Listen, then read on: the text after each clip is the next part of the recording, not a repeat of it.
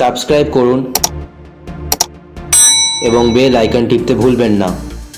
কারণ জলের সত্যি আমরা নিজেরাও টেস্ট করে দেখা হয়েছে, পিএইচ বলে অ্যামোনিয়া বলে কিছুই থাকে না।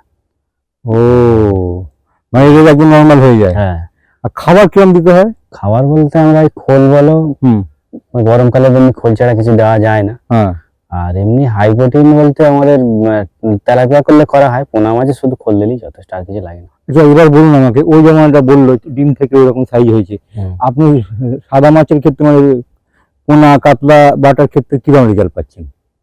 ভালো। একটু গুছিয়ে। অন্য যেমন আগে যেটা দেওয়া হতো যে শুধু খোল দিয়ে ধরে নিন কবে মাছ উঠবে তার কোনো ঠিক নেই।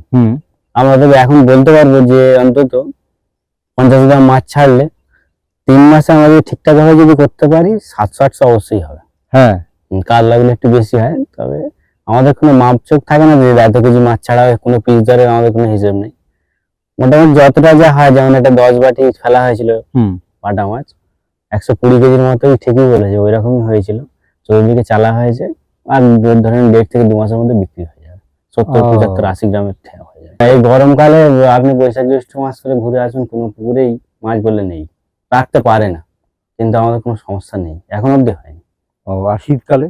শীতকালেও কোনো সমস্যা নেই, মাছ ভাষা বলে আরম্ভ করে মাছ জল মোটা হয়ে যাবে, ওসব কিছু সমস্যা নেই। জলের কালার অন্যান্য পুকুরে কেমন একটা বিচ্ছিরি দেখতে কালার লাগে, দেখলে এটা খারাপ লাগে, কি অবস্থা জলের একটা যেন অতিরিক্ত সবুজ টাইপের হয়ে থাকে।